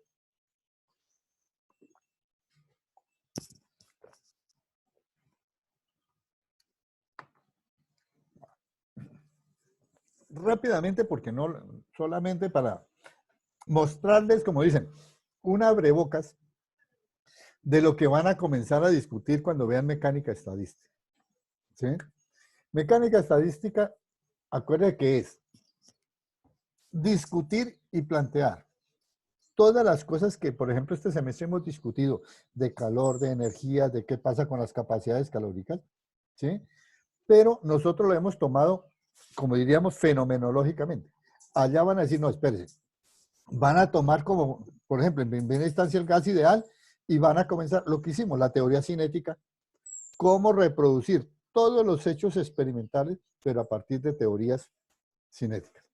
Una de las discusiones que en su momento se dio fue el de la rapidez con la cual se mueve un sistema molecular. Es decir, la rapidez, determinar cuál es la velocidad de las partículas dentro de un sistema gaseoso. Acuérdense, por ejemplo, de cuando nosotros iniciamos la discusión del gas ideal, una de las cosas que inicialmente dijimos, bueno, no, todas las partículas se mueven a la misma velocidad, lo cual es una muy burda. Después dijimos, bueno, está bien, no se mueven a la misma velocidad, se mueven a la velocidad cuadrática media, ve su RMS, ¿sí? Pero son correcciones que van a dar. Pues bien, el problema es que yo tengo, por ejemplo, esto lo puedo representar como un horno, ¿sí? En el cual yo estoy pasando y obteniendo un gas, ¿sí? Entonces, la idea del horno es un sistema de alta temperatura que me garantice que el gas que tengo aquí tiene una cierta temperatura dada, ¿sí? Ese horno tiene un pequeño orificio, ¿sí? El resto de lados es hermético, tiene un pequeño orificio en el cual las partículas pueden salir hacia una región representada por estas líneas claras, delicadas acá, débiles. Esa es una región, o sea, es un recipiente en el cual se ha extraído, o sea, se ha hecho vacío. Y un vacío, por ejemplo, del orden de 10 a la menos 12 torr, o sea, es un vacío donde el recorrido libre medio de las partículas calculado puede ser del orden de 500 y 600 metros. Entonces, lo cual garantiza que una partícula sale aquí y no se vuelve a chocar con nadie, con otra partícula en el camino. ¿Sí? Está ahí. Entonces, ¿qué pasa aquí? Entonces, aquí tengo vacío, es decir, aquí no hay partículas que colisionan. El sistema sale las partículas del gas por este orificio, obviamente salen en todas las direcciones que le es posible para la velocidad, pero entonces ahora se pone lo que se llama un sistema de endijas, ¿sí? Otros dirían un sistema de skimmer. Entonces, ¿cuál es la función? Que aquí solo hay una endija que está muy bien enfrentada con este hueco, de tal manera que solo las partículas que se muevan en línea recta pasarán por la endija. Las demás partículas colisionarán con la barrera, ¿cierto? Y serán extraídas lateralmente de acá. No es que se van a quedar ahí, no. Aquí hay una bomba de vacío que está funcionando permanentemente, de tal manera que entonces garantiza que la presión es muy baja. Las partículas que se mueven en línea recta pasan por esta primera endija. Las que no, entonces las extraen mediante la bomba, ¿sí? Por lo tanto, tengo aquí todavía diría uno, hay pequeñas, como la endija tiene un cierto ancho, aquí el haz todavía tiene una cierta distribución a un ancho de velocidades y por lo tanto, de aquí para allá, podría uno pensar que hay partículas que se puedan aún desviar del camino y entonces hay una segunda endija que selecciona de tal manera que me garantiza que la partícula va exactamente en línea recta acá, ¿sí? Que está eso. Entonces, estas endijas lo único que hacen es seleccionar y garantizar que solo pasarán partículas que van en línea recta y que pasan por esas endijas, ¿sí? ¿Con qué velocidad? ¿Con qué magnitud de la velocidad? La que sea. Ahí no estoy seleccionando por magnitud de velocidad, estoy seleccionando por dirección de ahí. Y solo pasarán por la endija las partículas que se muevan exactamente en línea recta, porque las endijas están perfectamente alineadas que están ahí. Bueno, entonces ahora tenemos un chorro de partículas, ¿cierto? Que se mueven con velocidad en esta dirección, pero con magnitud de la velocidad totalmente diferente. ¿De acuerdo? Entonces, habrán veloces, otras que vendrán más lentas, no me importa. Mientras se muevan en esa línea recta, van a pasar. Ahora tenemos un segundo sistema. Esto es un sistema de dos placas, dos discos giratorios, ¿cierto? Que nuevamente, ahora, ¿qué hacen estas placas? Dese cuenta que estas placas tienen una endija aquí, una pequeña endija acá. Por lo tanto, tienen aquí una endija y el segundo disco tiene otra endija que está separada en dirección un cierto ángulo teta, ¿cierto? Entonces, miremos qué pasa. Si la partícula viene aquí y no coincide con la endija, justo, porque esto está rotando, los discos están rotando, si viene y no coincide con la endija, no pasa y la bomba de vacío la saca, la saca del camino. Si esta partícula pasa por la endija, coincide con el punto exacto en que la endija se estaba ahí parada, entonces pasa aquí. Si esta partícula ahora tiene una velocidad v y viene y no coincide con la segunda endija que tengo acá, pues colisiona y la bomba la saca. Y por lo tanto, ¿qué pasa? Que solamente pasarán y llegarán al detector que tengo aquí. A ver, este es un detector de partículas. Entonces, aquellas partículas cuya velocidad sea tal que se esté representada por omega t. ¿De acuerdo? Entonces, ¿qué papel tienen estos dos discos con endija? Esos discos me permiten seleccionar un rango de velocidades que son las únicas que van a llegar al detector, ¿sí? Las otras partículas que no tienen velocidad. ¿Cuál velocidad? La velocidad justa para que pase por aquí y que cuando llegue aquí, este haya rotado ese ángulo correspondiente, ¿sí? Entonces yo puedo decir, teta es omega por t, puedo calcular como conozco omega, porque ese es un disco que yo estoy moviendo con un motor, ¿cierto? Yo sé cuánto es el tiempo que debe gastar la partícula llegar de aquí hasta aquí. Si yo conozco el tiempo y conozco la distancia, pues yo conozco la velocidad con la que las partículas están pasando. ¿De acuerdo? Entonces, mire, porque conozco el tiempo, conozco la velocidad y conozco esta distancia, pues yo conozco la velocidad con la cual las partículas, cuáles son las únicas partículas que están pasando por la endija y llegando al detector. Entonces, aquí, estas dos primeras me seleccionan las direcciones de la velocidad. Estos dos discos lo que me hacen es seleccionar las velocidades que van a permitirse llegar hasta el detector. Las otras partículas que tienen diferente velocidad a la que se obtendría de esta ecuación, pues simplemente la bomba de vacío las saca y no las deja llegar a ningún lado. ¿Sí? Entonces, de esa manera, yo puedo decir que las partículas con qué velocidad están llegando al detector. Ahora, si yo quiero cambiar la velocidad de las partículas que llegan al detector, pues simplemente lo que hago es cambiar este ángulo, ¿cierto? Hago que el ángulo sea mayor, entonces podrán ser las partículas más lentas las que están pasando. Y si el ángulo es cada vez más pequeño, significa que solamente irán llegando las partículas más veloces. ¿De acuerdo? Esa es la forma como está funcionando este sistema que se puede, y de hecho se planteó en su momento para hacer esto. Entonces, si yo digo que el número de partículas o el número de moléculas, ¿sí?, que tienen un cierto intervalo de velocidad, ¿cuál? El que cumpla con esta condición, son las únicas que van a llegar aquí.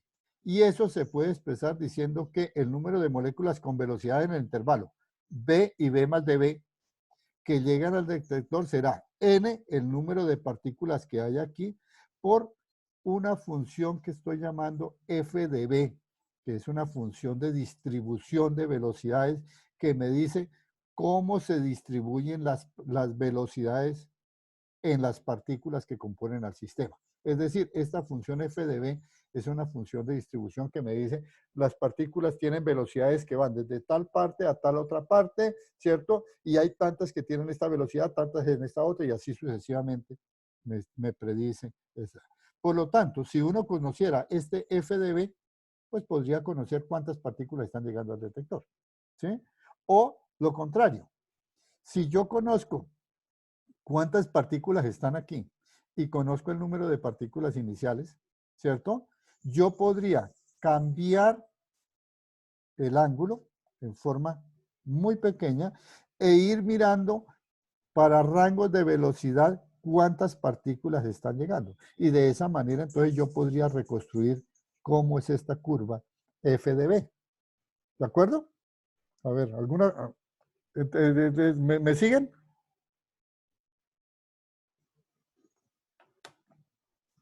Profe, Entonces, diga. ¿por qué la bomba de vacío no saca las partículas cuando a las que no están chocando y sí a las que chocan? No entiendo eso. Porque la bomba de vacío, cuando este sistema comienza a funcionar, ya hay una presión específica establecida en toda esta cámara. ¿Sí? Y entonces, ¿la bomba de vacío qué hace? Pues claro, al comienzo, cuando usted la enciende, como esto está a una presión, digamos, atmosférica, ¿sí? Pues claro, comienza a extraer. Pero llega un momento en que la bomba tiene una cierta capacidad para extraer, por lo tanto, llega un momento en que ya no es capaz de extraer nada. Simplemente lo que hace es que garantiza que la presión en la cámara se vuelva constante. ¿Sí? De ahí en adelante, la bomba, lo que tenemos esta es mantener a presión constante. Y por lo tanto, las partículas que ahora ingresan, ¿sí? ¿Qué llegan? Llegan a una región del espacio, a una región donde la presión es constante. Y ahí la presión entonces se mueve acá. ¿Qué pasa con estas partículas que chocan y por qué estas sí las saca y a estas no? ¿Sí? Porque simplemente, como acuérdate que estas partículas vienen, golpean, salen y comienzan a rebotar sobre las paredes, en algún momento las encuentra la bomba y las va a extraer. ¿Sí? Mientras que las otras sí, es como si vinieran en un sistema totalmente libre. ¿Sí? O sea, haga cuenta una situación así. Si yo tuviera una región, o mejor, vámonos para el espacio, mentalmente para el espacio interestelar. ¿Qué pasa en el espacio interestelar con una partícula que usted dejara ya quieta? ¿Qué le pasa a un astronauta si saliera del satélite en el que va, hiciera caminata y se le reventara el cordón umbilical que lo amarra al cohete, al satélite? ¿Qué pasaría con ese pobre tipo?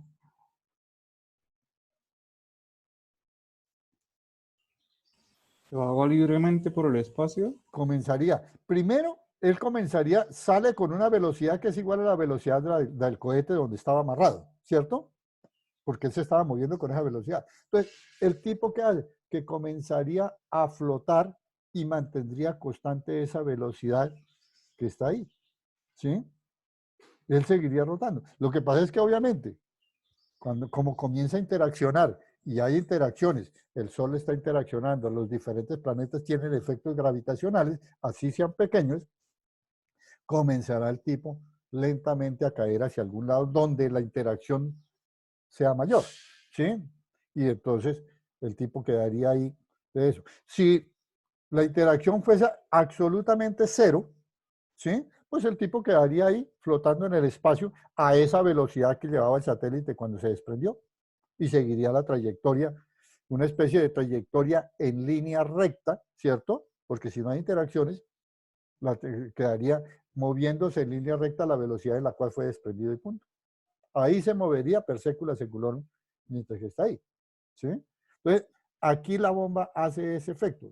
La bomba de vacío lo que hace es garantizar que en esta región la presión se vuelva constante, ¿sí? Que está ahí. ¿De acuerdo? Bueno, entonces tenemos este F de B, que es nuestro problema, que nos dice cuál es el número de partículas, cómo están llegando las partículas acá. Ese número de partículas, lo que se encontró, y es los trabajos de Boltzmann, ¿sí? Ellos encontraron que obedecían a este tipo de curvas que tengo aquí dibujadas, ¿sí? Y que simplemente, si la temperatura aumentaba, entonces lo que pasaba era que esta curva se corría hacia mayores velocidades, ¿cierto? Y por otra parte se ensanchaba, ¿sí? Cuanto mayor sea la temperatura. Entonces, fijémonos, por ejemplo, en esta gráfica que está aquí en rojo, la del oxígeno a 2000 Kelvin, ¿sí? ¿Qué es lo que está diciendo? Pues que las partículas que llegan al detector, hay partículas desde muy baja velocidad hasta partículas que van a llegar a muy alta velocidad. Es decir, hay un enorme rango de velocidades que las partículas pueden tener dentro de ese gas. La mayoría, hay un buen número que tendrá en esta región, ¿cierto? Que está aquí.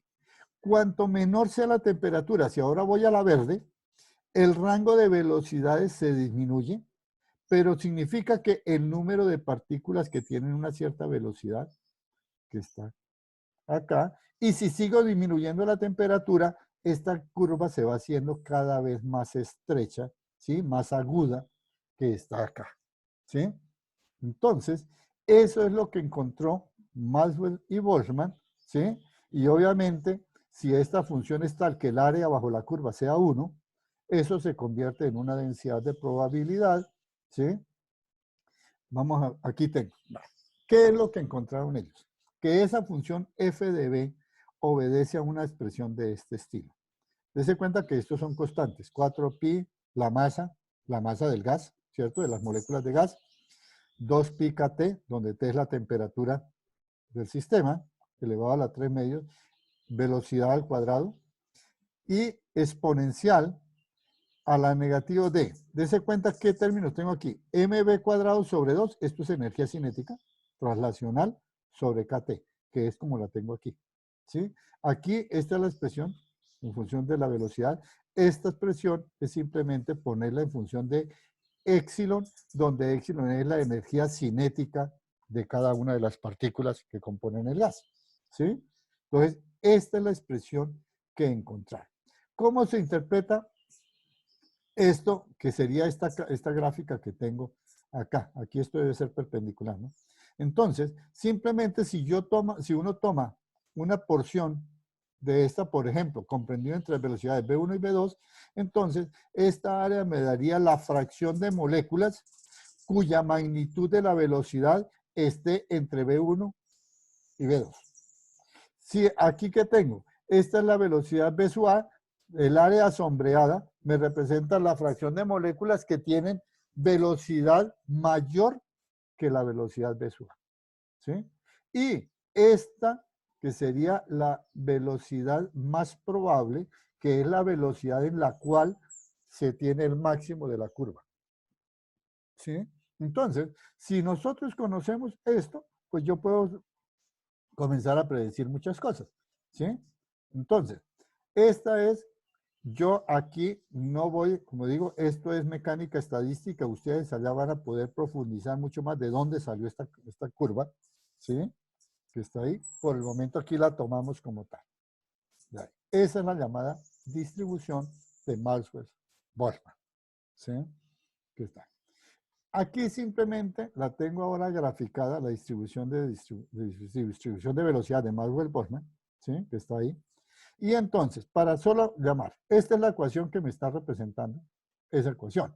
M es la masa molar ahora, ¿sí? Entonces, M es la masa molecular, ¿sí? Deje cuenta que está exponencial, energía cinética, RT. Y entonces, esta que sería donde está el máximo es lo que se llama la velocidad más probable. ¿Cómo se halla esa velocidad más probable? Pues nosotros sabemos de cálculo diferencial que en el punto máximo su derivada es 0. Es decir, hacer la derivada de f con respecto a de b, ¿cierto? Igualar a 0 y ahí obtengo la velocidad más probable. Cuando hago eso, ustedes lo pueden hacer allá en sus ratos de aburrimiento, encuentran que es 2 RT sobre m. Esta es la llamada velocidad media, ¿sí? Y aquí está la velocidad cuadrática media. ¿Se acuerda que nosotros habíamos utilizado por allá esa? La raíz cuadrada de b al cuadrado es la velocidad cuadrática media. Eso es solo para mirar. Esta expresión ya la tenemos nosotros atrás, 3 medios de RT, que lo hemos obtenido ahí. Solo para ver que encaja bastante bien lo que hemos dicho con la teoría que se tiene. Entonces, aquí, ¿cómo se calcularía la velocidad? No voy a ponerme a hacer los cálculos, estos son cálculos integrales a la lata. La velocidad media se da como la integral entre 0 e infinito, ¿sí? De b por f de b, donde este f de b es la función de distribución de Maxwell-Boltzmann. Se hace esa integral, que es una integral de este estilo, ¿sí? Cuando se reemplaza. Yo acá tomo como no estoy interesado en hacer cálculos de integración, entonces tomo esta ecuación de tabla, que me la define así, y me lleva a que la velocidad media es 8, raíz cuadrada de 8 kt sobre pi por m. Entonces, como digo, yo no estoy interesado aquí en hacer cálculos, en mecánica estadística van a tener que hacer todas las integrales una por una, sí o sí, pero aquí no tenemos ya tiempo para hacer ese tipo de cosas. Entonces, dése cuenta que aquí, ¿qué es lo interesante de esto? Que si yo miro esta gráfica, ¿qué observan de esto? Que a medida que la temperatura crece, la función de distribución de velocidad se va ensanchando. Es decir, las partículas pueden tener desde velocidades muy pequeñas hasta velocidades muy, muy altas. Cuanto mayor sea la temperatura, más ancho es la función de distribución de velocidad. Ese hecho lo tomaron los señores teóricos para definir el concepto de temperatura teórico. La temperatura para un teórico, para un mecánico estadístico, es simplemente el ancho medio de la curva de distribución de velocidad. Es decir, si usted midiera aquí al 50% de la altura, o sea, toma esta altura, esto sería el 100% de la altura, toma la altura al 50% y mide cuánto va el ancho de esta curva a la altura del 50%, ese ancho medio corresponde exactamente a una temperatura equivalente de 2000 Kelvin. Entonces, si usted le pregunta a un teórico, a un mecánico estadístico, defíname la temperatura, ¿el qué le va a decir? No, pues la temperatura es el ancho medio de la curva de distribuciones de velocidades del sistema gaseoso. Y listo. Eso es, y sí, eso es para un teórico lo que está aquí. Dese cuenta simplemente que a medida que baja la temperatura, este ancho medio se va volviendo cada vez más estrecho que está aquí, ¿sí? Entonces, esto también permite visualizar otra cosa. ¿Qué significaría tener temperatura cero? Cero Kelvin. A ver.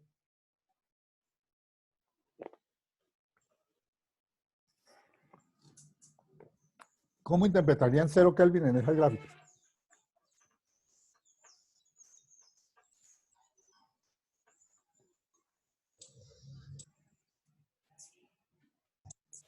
Profe, ¿0 Kelvin o 0 centígrados? Cero Kelvin.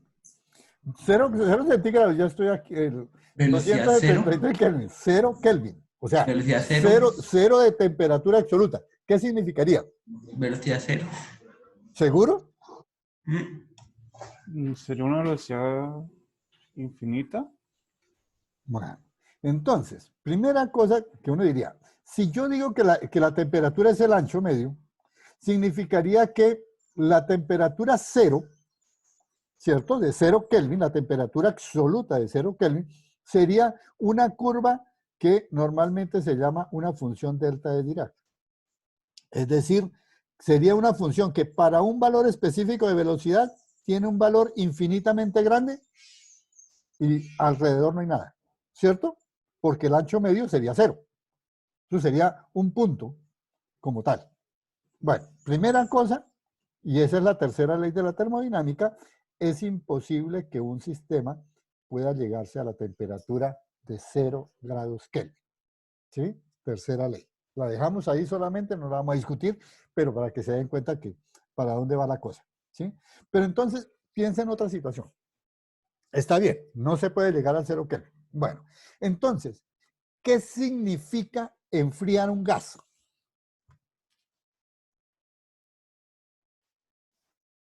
A ver. Porque es que esto es lo importante. Disminuir su velocidad media, o sea, su distribución. A ver, ¿seguro? Mire, ahí está en la gráfica. ¿Qué significa enfriar un gas? Es decir, ¿qué significa disminuirle la temperatura a un gas? ¿Cómo se imaginan ustedes si usted quiere tener un gas a muy baja temperatura, pero gas? Acuérdense que normalmente los sistemas normales, ¿cómo funcionan? Que a medida que yo bajo la temperatura, puedo iniciar con un gas, pero a partir de cierto valor se me va a volver líquido. A partir de cierto valor se me puede volver sólido. Más sin embargo, yo puedo tener gases, ojo a lo que voy a decir, que parece una atrocidad, gases a temperaturas, por ejemplo, tan cercanas como 4 Kelvin. Y gas, no sólido, porque a esas temperaturas hace rato debió volvérseme sólido. No. ¿Cómo hago para tener un gas a 4 Kelvin de temperatura? Variando la presión. Bueno, varío la presión, de acuerdo. Pero ¿qué pasa con estas curvas de distribución?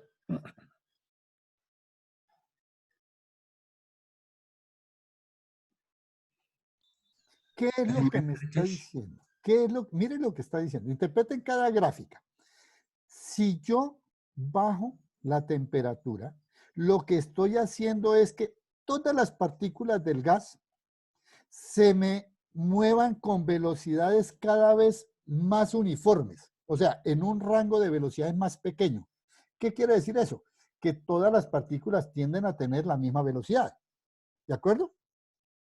Cuanta más baja sea la temperatura, esto será más estrecho, lo que significa que todas las partículas tienden a tener la misma velocidad.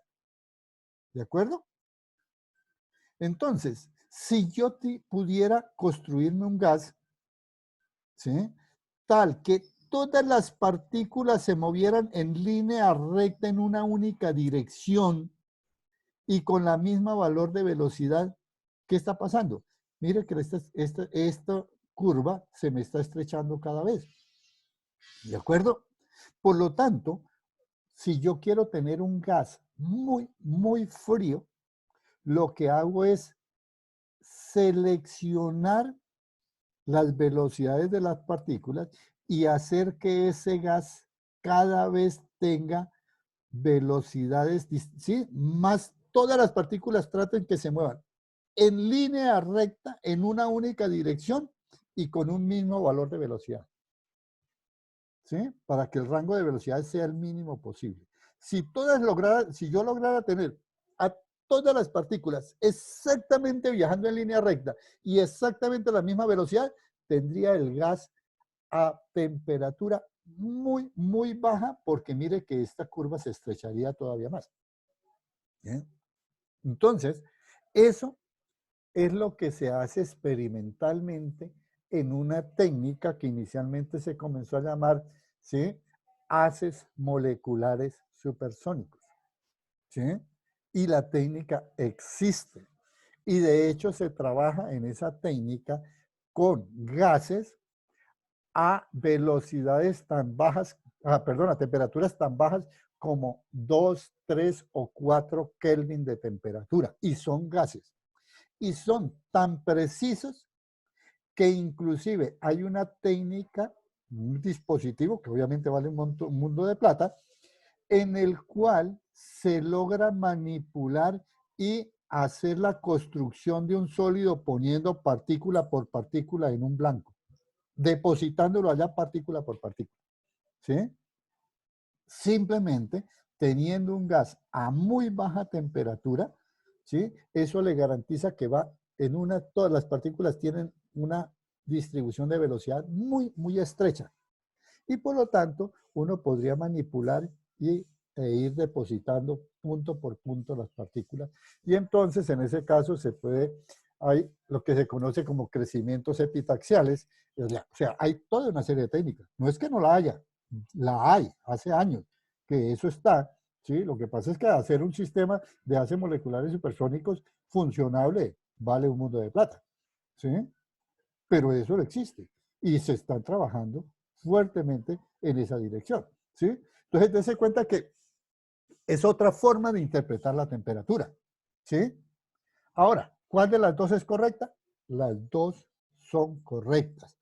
La temperatura como ese parámetro físico que se obtiene a partir del termómetro, esa es la definición de temperatura experimental. Para todos los que nos movemos en el mundo experimental, esa es nuestra definición de temperatura. Para los teóricos, ¿sí?, entonces la temperatura, ellos dicen, no, eso no es, porque usted necesita un aparato. No, la temperatura para un teórico es el ancho medio de la curva de distribución de velocidad, que está aquí, ¿sí? Esa es la temperatura y ahí se pueden quedar toda la vida peleando. Las dos son dos definiciones, una para los experimentalistas, otra para los teóricos. Las dos son correctas y no hay forma de ponerlos de acuerdo que se unifique, ¿sí? Entonces, pero lo que me interesa aquí es que ahora tengan en cuenta ustedes ya qué significa en un momento dado cambiar la temperatura de un gas, ¿sí? Lo que pasa es que, claro, un gas cuando está en un recipiente, pues tiene las velocidades, la distribución de velocidades. La velocidad de cada una de las partículas está cubriendo un ancho rango. Cuando yo lo enfrío, lo que estoy diciéndole, no, le estoy limitando las diferentes velocidades a las que él puede moverse. ¿De acuerdo? Esto es, como digo, el abrebocas a la mecánica estadística. Y usted con mecánica estadística aquí, ahora entonces puede comenzar a pensar, bueno, listo. Entonces, ¿cómo puedo predecir la capacidad calórica de los sólidos? Corrección de Einstein, corrección de Debye. O sea, y comienza a meterse en toda la termodinámica, pero explicada desde los colectivos y desde los sistemas de muchas partículas. Entonces, allá hay un montón de cosas bien, bien interesantes que se pueden plantear. Bueno, ¿alguna pregunta, señores?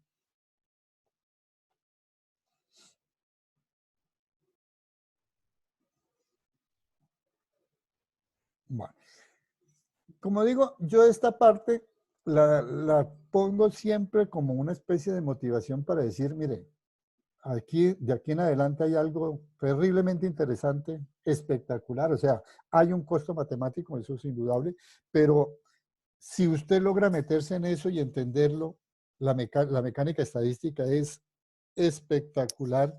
¿En qué sentido? Porque es que la mecánica estadística, primero usted necesita saber mecánica teórica, o sea, la mecánica teórica convencional. Usted necesita saber mecánica cuántica. Y por eso mi recomendación, señores, no matriculen mecánica estadística sin haber visto cuántica. Porque es que allá se tiene que trabajar con mecánica cuántica sí o sí. O sea, es imprescindible. Y entonces, si usted la matricula y comienzan a hablarle allá de estados cuánticos y no hay qué más cosas, usted está desaprovechando un mundo de cosas que yo creo que sí es espectacular si se mete uno en ese lado. Entonces, hay muchas cosas que están ahí. Entonces, recomendación, vean primero cuántica. Ahora, si usted la vio y la perdió y esto, bueno, listo, pero es que ya tiene unos conceptos mínimos de mecánica cuántica. ¿Por qué? Porque después usted le va a hablar, por ejemplo, un gas de electrones, el gas de Fermi. Y bueno, y ese gas de electrones tiene unos comportamientos dados por el principio de incertidumbre de Heisenberg, por el principio de Pauli. Y entonces comienza usted, si no ha visto cuántica, está ahí. ¿Qué tiene que ver con electromagnetismo? Claro, porque por mecánica estadística usted va a hablar, por ejemplo, el paramagnetismo de Langevin. Usted va a poder hablar de por qué los materiales son realmente paradía o ferromagnéticos, que ya debieron algo hablar de pronto en electromagnetismo. Entonces, todas esas propiedades de la materia se pueden explicar desde la mecánica estadística. Y eso es lo fabuloso de la mecánica estadística. ¿Sí? Es una materia espectacular, pero necesita, señores, tener toda la cimentación de mecánica, electromagnetismo, mecánica cuántica. Todo se pega y se hace un matrimonio en esa materia. Es hermosa, pero obviamente hay que trabajarla. Pero si uno se mete en ese mundo y está ahí, la capacidad de predicción, ahí sí es sumamente espectacular, ¿sí? Y es muy hermoso ver cómo las cosas van funcionando y van cuadrando perfectamente en la ciencia, ¿sí? Entonces, esto, como digo, yo lo hago a manera de abrebocas. Si usted mira en el taller, allá puse tal vez unos 3, 4 ejercicios de esto de rapidez molecular y demás, pero son, ¿por qué no me preocupo mucho eso? Porque son ejercicios en los cuales casi que hay es que recordar la ecuación y sustituir números y listo. Entonces, a mí ese tipo de ejercicio no me llama mucho la atención por el momento, porque lo único que podríamos hacer es ese tipo de trabajos, ¿sí? Pero en mecánica estadística sí hay cosas mucho más interesantes que están allá. Entonces, esto yo lo doy, como digo, a manera de abrebocas para decirle, mire, señores, el mundo tan hermoso que se abre al frente de ustedes, ¿sí? Van a tener que pagar un precio de trabajo, pero ya estamos acostumbrados que en física nada nos lo dan gratis, nos toca trabajar, es la única opción. Así pues que eso no es sorpresa, y entonces la situación de decirles, tienen mucho camino por recorrer, hay cosas espectaculares que se pueden entender. Lo que a mí más me interesa es que usted entienda, no repita como un loro, sino entienda por qué las cosas se hacen así. Y bueno, seguirán adelante con muchas cosas interesantes para discutir. Bueno, ¿alguna pregunta, señores?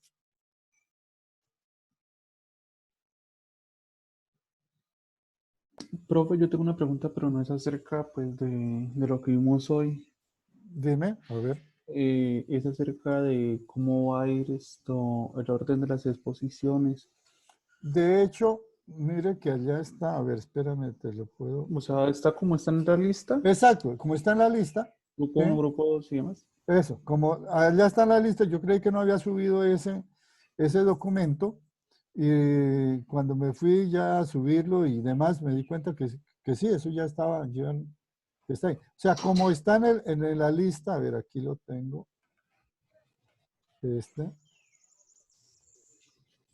entonces, vamos, ya les muestro dónde está. Ay, puta, ya, el sueño. ¿Dónde está lista? A ver, es el único que no me deja ver. Bueno, en la carpeta Drive, allá están el listado completo de esa, ¿sí? Que ahora no lo veo aquí. Lo tengo abierto en el Drive, pero no me lo muestra aquí, que está. Así pues, bueno, ya la vi. Cuando uno no ve, ahí está, ¿sí? Este es el listado que está en el Drive. Entonces, comenzamos con el grupo 1, que son los primeros 3 artículos, que si usted mira solamente son una discusión acerca de la definición del trabajo, una discusión sobre el sistema y el lenguaje que se usa en termodinámica. Este es el 4 y el 5, ¿sí? Y luego en la forma como está, ¿sí? Entonces, de esa manera dejamos, para evitarnos que quién va primero, quién no, en el orden en que los puse ahí para efectos de exposición, ¿sí?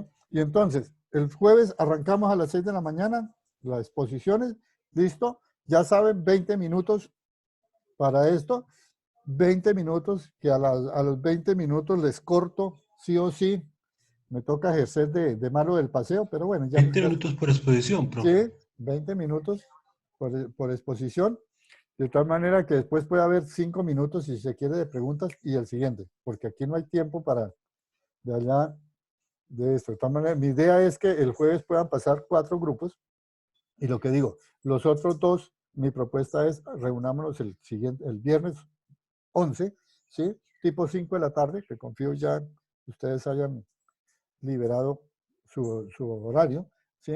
Y yo creo que en 1 hora adicional sacamos esos otros 2 grupos. Y de tal manera que entonces la semana de previos. Y acuérdense que deben enviarme el trabajo correspondiente, ¿sí? Entonces, para eso. Bueno, señores, entonces nos vemos el jueves con las exposiciones y confirmamos el jueves la fecha y hora correcta del previo. Espero que aquí ya hayan definido, sobre todo el de cálculo, para no entrar en conflicto y que a ustedes les quede tiempo para prepararse convenientemente. Entonces, feliz resto de día y que disfruten el resto de horas de sol que nos quedan. Felicidades, señores. Nos vemos el jueves. Gracias, Profe, profe.